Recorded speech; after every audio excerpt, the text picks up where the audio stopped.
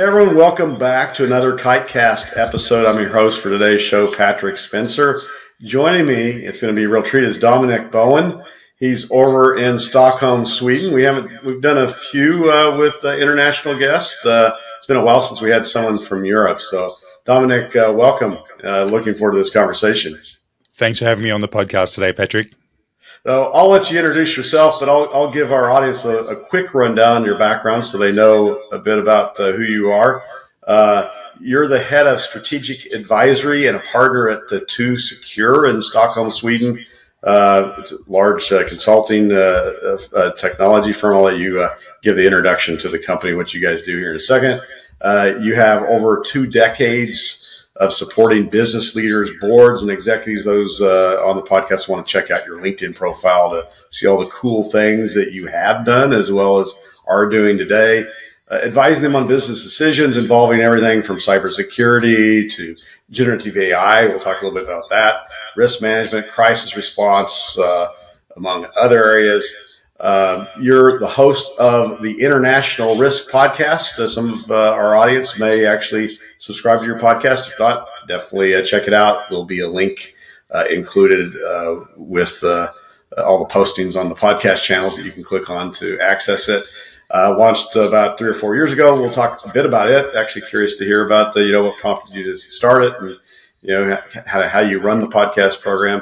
You've held a number of strategic leadership positions, advisory positions, as we mentioned, in various humanitarian and NGO organizations, which is kind of an interesting angle that I'm hoping to explore with you today.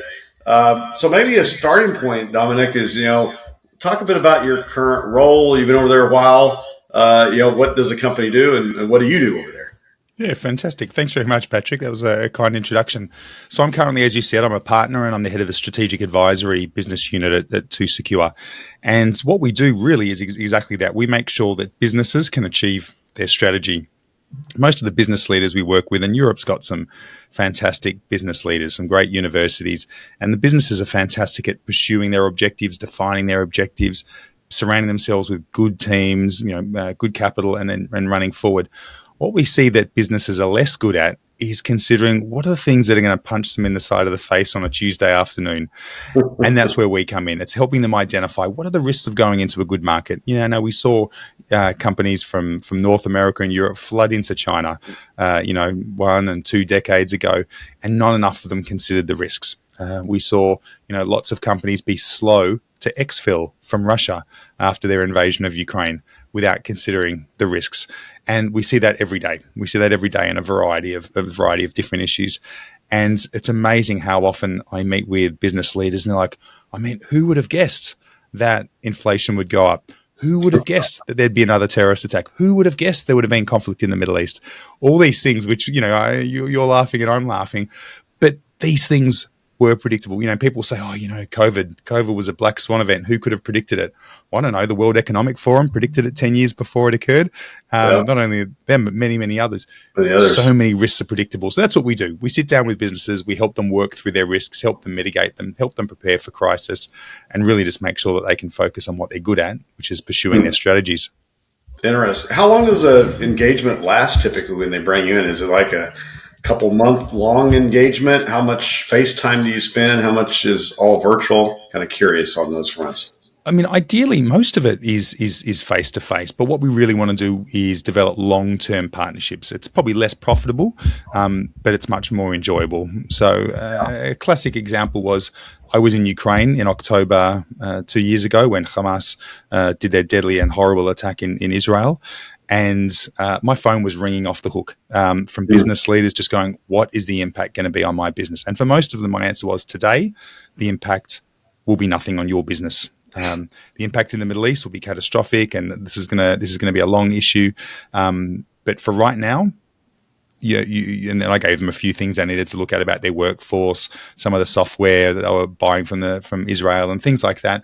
But generally speaking, I said, nothing right now. But what that did tell me is that, the business leaders and the people that we're working with are comfortable just calling all the time. They see something big on the news and they jump on the phone. They call me, they call my colleagues, and they say, what do we need to consider? And that's really what we want to be doing. We want to having these long-term relationships. And I think the best part of my job is when I'm just going and having coffee with CEOs, having lunch with board members, having dinner with chairmen of different company, and just talking about what's happening, and then just continually giving them little tidbits of advice, little tidbits of trends we're seeing. And then, yes, at some point we need to get paid, as all of us do. We're all business people. But that just comes naturally when they need crisis management training, when they need someone to do some geopolitical analysis, when they need business intelligence. Well, then, of course, they come to us, and then we support them with that. But generally speaking, most of my work is just really enjoyable. It's just engaging and talking with business leaders and sharing the knowledge that we're seeing. And, Europe, and we'll talk about this today, Europe's, some days I just go, wow, this should be in a Tom Clancy spy book, what's happening. Yeah, there's nothing happening in the world right now, right? Nothing at all. Nothing at all. Be a cause for someone to pick up the phone and call Dominic to find out what they should do. So you talk about lack of planning in many organizations, or lack of the strategic foresight to anticipate. And some of these things are unpredictable. You don't know in some cases that these events are on the horizon. In other instances, you should have been planning for this for the last 10 years. Technology. You talk about, just not thinking through the potential risk. Do organizations do that well today when they're using different technologies as to, where in the world is the development team? What are the security capabilities that are built into it? If it's talking about data, how do you control that data and then report on where it's sent, who accessed it, and when, where, why, and all those different types of things? Yeah, I think I always draw back, and I think this was a really a pivotal moment in my career. I was in Timor-Leste, or East Timor, as some of your listeners might know, a small country in Southeast Asia. And there was really significant riots, very significant riots, and most of the country was in lockdown, and the airport was closed quite a significant amount of time. And I wasn't in charge of that mission. I was there just as an advisor, and we had the leadership team around the table. And the meeting was about to wrap up, and we hadn't considered all the contingencies. And I just said, look, boss, I just think we need to have a conversation about what if the airport closes and we don't have access to healthcare. If there's an emergency, because we fly someone to Australia, it was very quick by air. I said we'd lose access to healthcare and we'd lose access to evacuation. And he just said, oh my gosh, put his hand on the desk and he said, that doesn't even beg a belief. That would just be so catastrophic. And ended the meeting. And as people were standing up, I went, but isn't that exactly why we need to be planning for it? Because it is so catastrophic. And I think it's these things that really prompt me to ask these questions, are a little bit uncomfortable. So, well, what if there was, maybe not World War III, but what if there was a significant invasion of Europe? If I'd said that 3 or 4 years ago, people would have think I'm crazy. Yeah. And yet, of course, now we've seen Russia invading a country in Eastern Europe. Now we're seeing Russian espionage in major capital cities every single day. We're seeing massive attacks against energy infrastructure in Europe, in land and on sea, that are directly attributable to Russian assets. And so really asking these questions is, it was uncomfortable 3 or 4 years ago. I couldn't have these conversations with boards and CEOs 3 or 4 years ago. Today, it happens all the time. Just yesterday, a very large European financial institution is asking us to do analysis on India.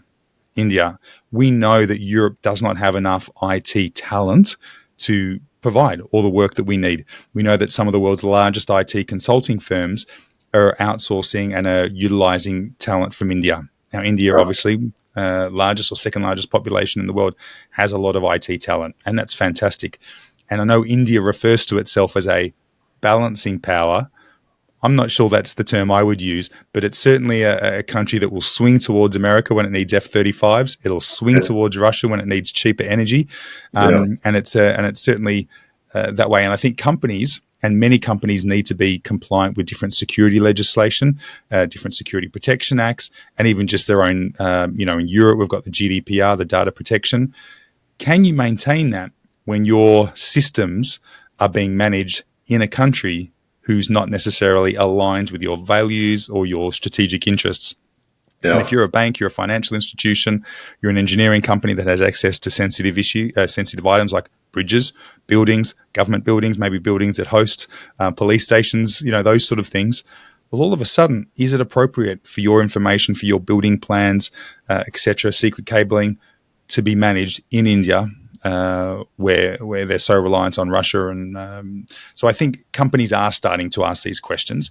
And my answer as a risk advisor is never no. I never say no. But my answer is always yes. And we need to consider how we're going to manage these risks. We can do it. We can definitely do it. But there's going to be a safe way to do that. Now, we have some team resources we leverage regularly on the marketing front in Bangladesh, for example. Yep. And due to last year's political unrest, they metered down the internet. So, they were willing to work, able to work, but they didn't have internet. Well, guess how you communicate? Without any internet, you're shut down. So you need to have those contingency plans in place. And that's just a microcosm of a much larger issue. But just in our instance, because of our strategic video editing, we had to postpone some projects as a result and work around. Thankfully things have calmed down to a certain extent there. But you look at all the changes that have happened in the world, especially in the last 3 years after COVID kind of waned, and even due to COVID. But cybersecurity, you've seen change and risk management associated with cybersecurity. What have you seen happen on that front over the last couple of years? Yeah, I mean, cybersecurity is a big one. And a common question I ask, certainly to people that I'm developing new relationships, is what are the risks that concern you the most? What's the thing that causes you the most headaches? And unquestionably, political instability and cyber risks are number 1 and 2 consistently. And so to your question about cybersecurity risks, I think cybersecurity as a warfare weapon, as a tool of war, is something that is increasingly common. The Swedish government actually released a report several years ago, and it talked about the phases of war. And for your listeners, phase 1 is all out peace. Phase 5 is complete war. And at the time of the report being released, we were comfortably in phase 1, no doubt about it. And the idea of being in phase 5 was completely unrealistic. Today in Sweden, we have politicians, ministers of defense, ministers of civil service, telling businesses and individuals saying, you must be prepared. They're sending booklets, or have sent booklets, to every single household about what to do in case of war. This is Sweden. I've lived all over the world. I've lived in every major war zone. I've lived, on every continent in the world. I have never lived in a country that is so peaceful, that is so... If it had a fault, it would be that it's incredibly boring. It is so peaceful. And yet, this is a country that is telling everyone they have to prepare for war now. And unquestionably, we're in the middle. We're in about phase 2, phase 3, when it comes to the phases of war. And a big part of that is hybrid warfare. And cyber warfare is a huge part of that. And if you're unsure what that looks like, have a look at Ukraine in January and February 2022 and look at all the government institutions, the banks, the financial assets that were being attacked online and being taken down. I mean, you look at the US Treasury Department. The US Treasury Department, you would have to assume that the US Treasury Department would be one of the most secure sites in the world. Nope, they were attacked. So we know that these things are occurring now in Europe. I think in America you're a little bit better, and I think that's probably only going to improve over the coming months. But you've got much less regulation now. I know that many of your business leaders in North America are saying you've still got too much regulation. Well, come to Europe. Europe is massively regulated, and whenever there's a problem, the solution is 10 new regulations. So there's a lot more regulations. Now, part of that is good, but in Europe we have the NIST2, and we also have another regulation called DORA. These are putting heavy pressure on businesses and increased costs. So, not only are the businesses suffering from the increase weaponization of information and cybersecurity, they're now being burdened by the added pressure of regulation that they have to comply with. Now, I get why we have regulation. It sounds like I'm just anti-regulation, but it's certainly these are big issues that you have to consider. I mean, you mentioned before that I've got a podcast that I host, and you're right, and it's a fantastic podcast. I love it. Anytime we do an episode on Ukraine, anytime we do an episode on Russia, it's the website's attacked. It's amazing. It's amazing how often it's attacked. Just as sure as night follows day. And we get attacked most days, like I guess most websites do. But the days we release podcasts on Russia or Ukraine, it just skyrockets. And we're not important. Ultimately, we're not important. We're not a bank. We're not a government institution. And yet there's still enough resources out there that you can attack us. So you can only just imagine, for your listeners that don't work for government or that don't work in the financial sector, how much they are getting hit every single day. Fascinating. So Henry, while we're on the topic, you started this podcast, 3 or 4 years ago. What gave rise to it, and what are some of the topics that you typically cover? And for our listeners, there's a link at the bottom of the show that you can click on to access it. Well, it's quite interesting. So it was started before. So it was started about 5 years ago, and I was listening, and I was doing more risk management work. Really dedicated risk management work, crisis preparedness. And I always listen to podcasts. Living and traveling around the world, I can't always travel with books. They're heavy and they're cumbersome. So I listen to a lot of podcasts when I'm traveling. And at the time, it's different today, but at the time, there wasn't any great podcasts on risks and geopolitics. Now there's a lot more podcasts. Podcasts are increasing in number. And I was really disappointed. And then I was talking to a friend who's got some amazing stories. He's an author and works overseas as well. And I said to him, we should do a podcast in jest. And I said it in jest. And he goes, I'm actually surprised you haven't started one already. And I said, I don't even know how to do it. And we finished our phone conversation. I was out for a walk. And then as I was walking home, I'm like, how do you even do that? How do you get your voice onto thousands of people's phones? And like all problems, when I see a problem, I'm like, well, I need to work out how to fix this one. And then I was also thinking, who would I even interview? And in the space of 10 seconds, I thought of 20 friends who would be amazing. It would be amazingly interesting, so much more interesting than me. And it wasn't that hard. And I worked it out, bought a microphone, and then it just started. Then people started contacting me, and then friends of friends started reaching out. And, I work 7 days a week. I work 12 to 16 hours most days. And I'm always looking for things to cut. I'm always looking for ways to streamline my life and be a bit more efficient with my hours. And the podcast often comes up. It's not a income generating activity I do. Yeah. And I'm always like, maybe I should cut away the podcast. But then I think about all the amazing people I get to speak to. And honestly, they really, really are amazing people. Yeah. People that are working in just some fantastic areas around policy, around politics, around think tanks, people all around the world. I'm like, no, there's no way I would give that up. These people, if you got half an hour with them at a conference or a dinner party, you'd be like, yes, I got to sit beside that person. So, no, it's a fantastic tool. The guests often, thanking me, thanks for having me on the podcast. No way. Thank you for giving me an hour of your time to have a conversation. It's great. I love it. Really, really fun. Yeah, I agree. I have the same experience with this podcast. And I brought up with a former colleague of mine at Berkeley, we were having coffee a couple months ago. And in jest, I told him, we should do a podcast together. And he took it seriously. So I think we're going to have to launch another podcast. But that's fantastic. For every day. That's great. Do it. So you brought up compliance regulations. Europe has this too. It has GDPR. It has DORA, as you mentioned. The U.S. has HIPAA. In fact, there's some new HIPAA amendments. We've published a few little things on it ourselves the last couple of weeks. The HIPAA amendments are out for review. Can you regulate cybersecurity and risk management? Is that possible? That's what we're trying to do with some of these regulations. Is it successful? Is that the best way to approach the problem?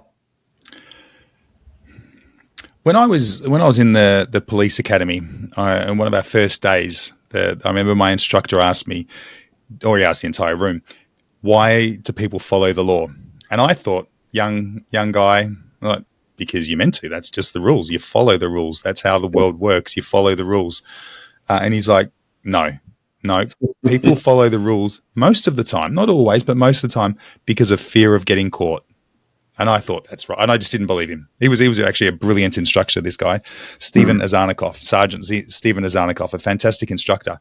But I didn't believe him on that point until I started working as a police officer. Initially on the streets, then a prosecutor, and then I was a federal agent posted overseas. And I realized that, sadly, there is a large portion of the population that only complies with the rules because they don't want to get caught. And I think regulation serves a great purpose. It really does. It really does. I'm a good driver. I've done lots of driving courses, lots of pursuit courses, and it's very easy for me to do 140, 160 kilometers an hour and not sort of lose any sleep. But I don't because there's rules in place. I'm a good driver. I drive a car that's serviced and well maintained and it's in good condition, and I know I can do it safely, but I don't because there's rules in place and I don't want to get caught. And I think the legislations like DORA, like GDPR, like ESG reporting, AML, anti-money laundering, directives, corporate governance reforms, they're a pain and they're expensive for companies to be compliant with. But I think, compliant, it's not just a legal requirement. I think if you can really turn your company around to see these as tools for mitigating financial risks, for mitigating reputational risks, you are putting yourself in a much better spot. Recognizing that the compliance and enterprise risk management is not just a standalone function, but these are tools that you can use to equip your managers to be able to step forward into risk that they might not otherwise be able to take. In today's environment, there's so many risks, and a lot of leaders are very risk averse. But if you can assure them as the head of IT or the head of operations that, no, we're addressing these risks, we've got these governance frameworks, we've got these legislation we're complying with, maybe we don't even need to comply with them, but we're going to make sure that we're safe, then your board, then the audit committee, then maybe the executive team is going to be much more comfortable giving you the high five and giving you the thumbs up to move forward. So if you can get past the regulation, and if you can, regulation serves a purpose, but if you can turn that into, okay, this can be our value add, this can be our company's competitive advantage over our peers, then you are in a new spot. Then you're looking at it in a new lens that your competitors probably aren't yet. Yeah. Now, we've seen that with FedRAMP, for example. We've been FedRAMP moderate for 8 years now, I think it is. And it is a competitive advantage for us. You have some who claim they're FedRAMP-like. Well, they don't go through the 425 controls every year and go through audits with a 3 CPA. Oh, right. So there's an advantage from a business standpoint for us on that front. We've seen the fines and penalties go up a bit the last couple of years. GDPR, even the first half, I think, was the equivalent of what the previous 3 years of 19, 20, and 21 or something like that. I forgot the exact data point, but just the first half was the equivalent of 3 aggregate years a couple of years back. HIPAA, it's a little harder to find all the data points in terms of where we're at there, but those fines and penalties have gone up. Do you think those are the driving factor that'll force organizations to comply, or, from your standpoint, is it more of that, brand impact? We don't want to have our brand sullied in the marketplace because we look like we don't care about cybersecurity, we don't care about data privacy, and so forth. Yeah, you really, I'm the last person to advocate for fear-based selling, or, but sometimes you really do have to, that very crude saying about, you've got to stick the knife where it hurts. And as crude as that is, I think that really is the case. I mean, there is a lot of regulatory uncertainty and there's a lot of new regulations coming in, and with these geopolitical shifts, economic instability, and, a lot of the cases, industry-specific regulations emerging, there is a lot of compliance fatigue, and it's difficult for companies to manage all the multiple regulatory requirements they have to be compliant with. And, failure to comply with them does lead to heavy fines and does lead to reputation damage. And I think what you really need to be doing is speaking to what matters to leaders. And I think you're right. Reputation matters. You can go through a crisis. That's fine. And I often say this to crisis management teams. I much prefer to work in a preparatory manner with companies to prepare for crisis and to avoid crisis. But often I get that phone call like, we need you to come down now. We're pulling the crisis management team together for different types of crisis. And one of the things I often say to the crisis team, if they're a new team, if they're not looking particularly confident, is there's a positive lining, there's a silver lining coming out of this, and that's that this is your opportunity to make changes in your organization that you can never normally make so quickly. So you can come out of this with new policies, new regulations, new practices internally that you can't make in a normal day, but you can do that today because of the crisis. And companies that navigate successfully through crisis, if we look at publicly listed companies, their share price is higher after the crisis has been successfully resolved than companies that didn't go through a crisis. Now, of course, you want to avoid the crisis, but if you have to go through it and you successfully manage it, the data says that your share price will probably actually go up. You'll actually be in a better position. So there's lots you can do. but you would need to be prepared, and you need to make sure that your reputation is going to survive, and you're not going to get these hefty fines. I mean, many business leaders. I was talking to a business leader yesterday, and he was talking about a 15 million euro fine that one of his companies had, and he was able to shrug it off. He was able to shrug it off as just one of those things. Not many companies can. Not many companies can shrug off a 15 million euro fine and just keep on walking down the street. So understanding really what will happen if we mess this up, our reputation, and what will the impact be on our sales and our trust and raising further capital, but then also what sort of regulatory fines and what sort of customers will we lose, especially if you're working in the finance or the defense or the energy sectors. You might lose a lot of your clients if you're failing to be compliant with these things as well. Do you find on the, speaking of defense sector and regulations with CMMC now going into effect here in the U.S. with the Defense Industrial Base, while the U.S. does have a large portion of its DIB here in the United States, there's a lot of suppliers and contractors in Europe. Are you having conversations with organizations that are talking about CMMC and the risk that may pose to their business? No. Right now, European businesses are just they're really insulated. They're worried about Trump, and right now, at the time of recording this, my advice to businesses is you don't have to like Trump. It's irrelevant. He's not your president. But what he was elected to do is what he's done. What he promised voters he would do, he's doing. Except implementing the tariffs, and that's what you're worried about as a business leader in Europe. You're worried about the tariffs, and he hasn't done those yet. So far, they're just a threat. He wants you to come on board and do some certain things. All the tariffs are coming. So right now, business leaders are just worried in Europe, are just worried about tariffs and whether they're going to come from America, if there's going to be a trade war between the US and China and what that will do. You think the US is heavily reliant on China for your supply chains. Have a look at European businesses.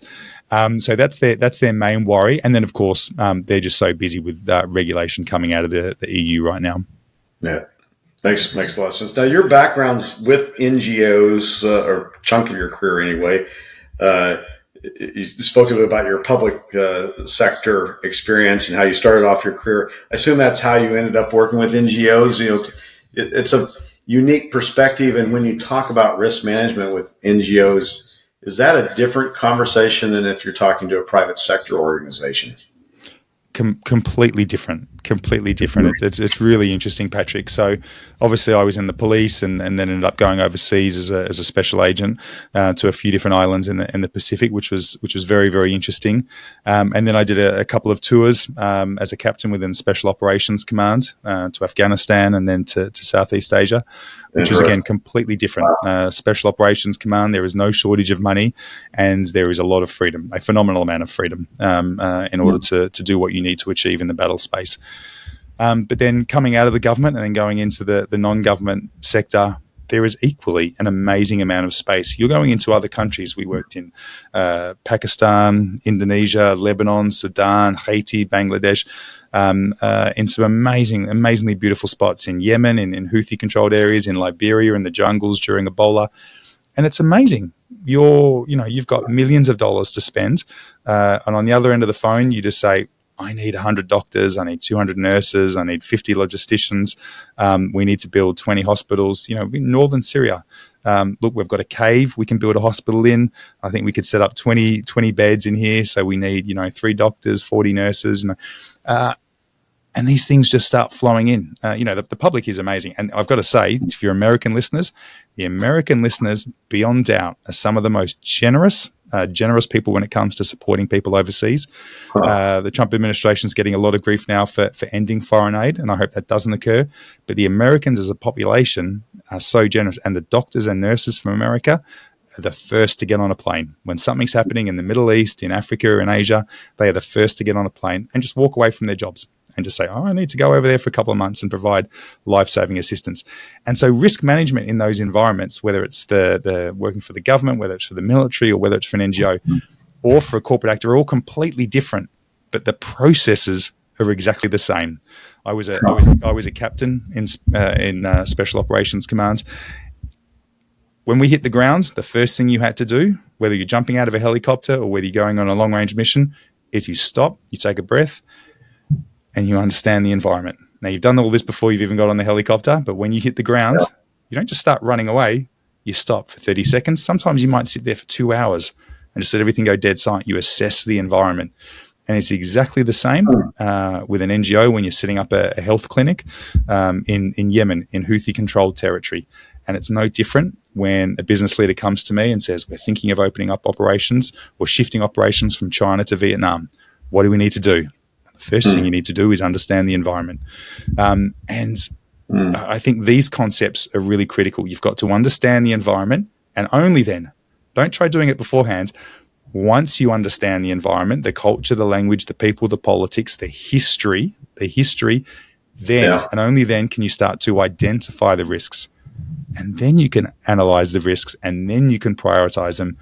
And only then, once you've gone through that long process, then you can start to mitigate them. Too often we go, we're going to go from China to Vietnam, and this is how we're going to mitigate the risks. Rubbish.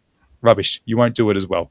Take the time to do it properly. And throughout all those environments, really understanding the environment is got to be the first step. That's fascinating. When's the book and movie coming out?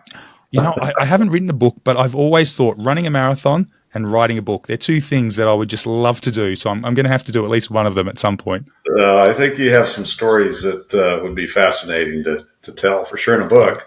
I've been very blessed. I've been very, very blessed. Turn it into a movie. It'll be one of Clint Eastwood's next movies. You never know. Clint Eastwood, only if Brad Pitt's available. So every podcast nowadays, you can't avoid this topic, generative AI and risk management. And then we've had just recent news with DeepSeek. Alibaba had an announcement yesterday with an AI tool that they're taking to market.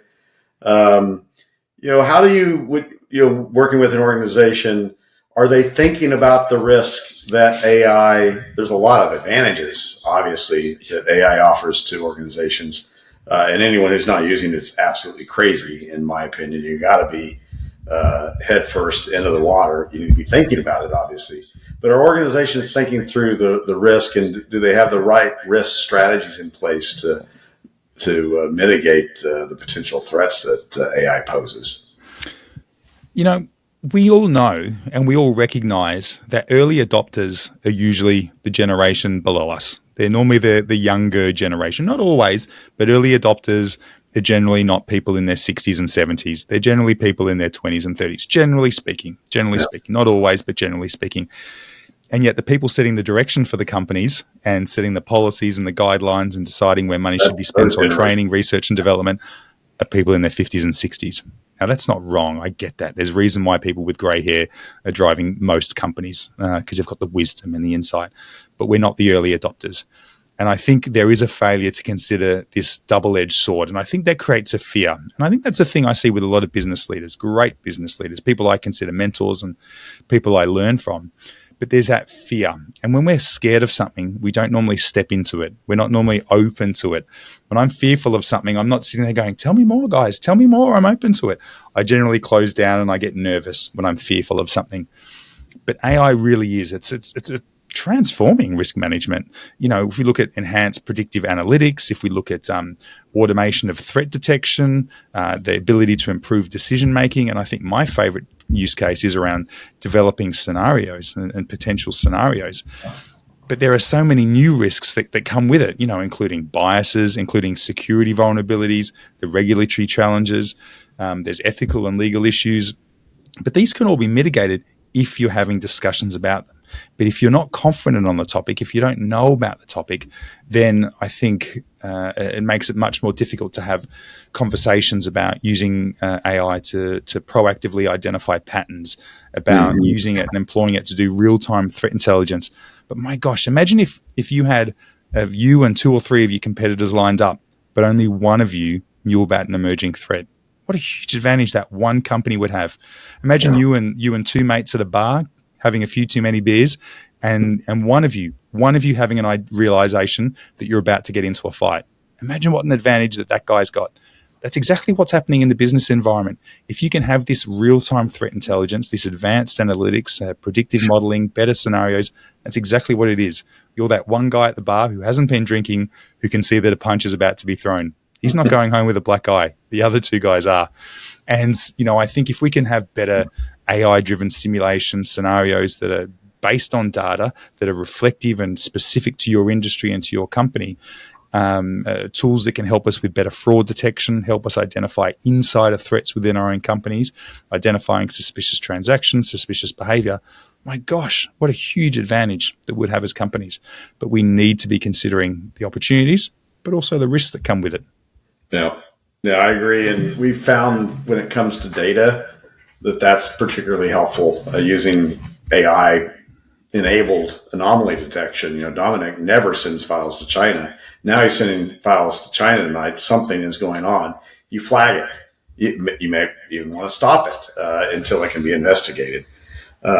You never edit certain documents. Suddenly you're editing those documents or touching and viewing those documents. Exactly. So, yeah, there's a lot of proactive activities organizations can take when it comes to their private data, which we have, as we know, just growing and growing mountains of that data. And AI creates even more and bigger mountains over time. Yeah.